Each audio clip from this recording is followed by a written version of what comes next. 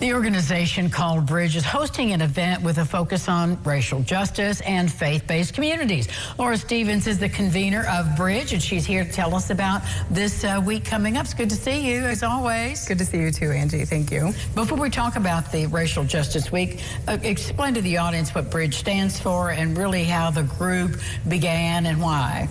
So Bridge is a local community group here in Evansville that was formed in 2016, and we came together in the wake of racialized violence. And the founding members of Bridge really wanted to put something positive out in the community. How can we lift up our neighbors? How can we realize our, which is a community in which all people are treated with dignity and respect? And we are just a grassroots, small but mighty group of volunteers. So we're an all-volunteer group, volunteer-led, all-volunteer, and we have just been working to bring awareness to racial justice issues as well as other justice issues, trying to create more equity and lift up voices of marginalized and racialized folks in our community. Well, and keeping that conversation going all the time, hearing all those voices is so important, and I think that really is what resonated with me about this particular week coming up January 9th through February.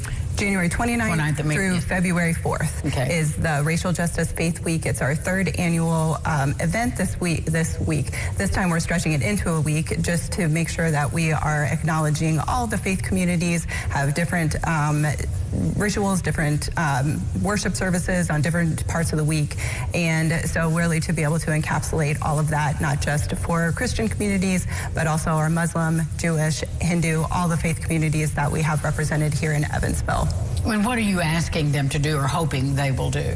So we are inviting every faith community, and whether it is a formal church or a formal temple or a group that has a faith-based component, we're inviting every faith community to spend some time during that week focusing on racial justice, looking through reading, watching some teachings, reflecting on the experiences of people of color in particular. We're really focusing on race, racism, anti-racism during that week, and just inviting folks, whether they are people of color, to share their experiences, or white people who have more learning to do.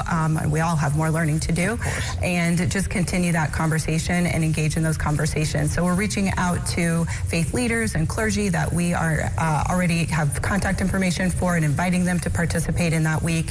If you are part of a faith community and you don't yet know if your faith community is participating, reach out to your leader, see if they've heard of the Racial Justice Faith Week, and encourage them to participate if they haven't already. And where can they, what contact can they make to get any material suggestions, maybe talk to someone who's participated in the past? Yes, you can email us at bridge.evv@gmail.com, or you can also message us on Facebook or Instagram at BridgeEVV, our handles there, and you can just get more information about the day. And then we also have some sermon suggestions, teachings that you can consider, especially if you are a faith leader, and just like everyone else, you're at your own point in your journey, and so you may have a lot of materials or you may not, and we can provide some of those resources. And that really helps too, but I think faith-based organizations are uniquely fitted for this kind of conversation, this kind of event.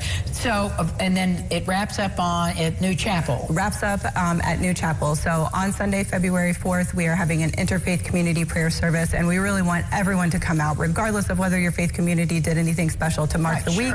Please come out and participate with us. So it will be an interfaith service where we'll have folks from different faiths offer some reflections, offer some insight, some music woven in, and just a chance to come together and pray and work toward social justice and racial justice. So, but what a wonderful opportunity to make that connection. Thank you, Laura. Thanks, Angie. We'll be back with more Lifestyles right after this. Stay with us.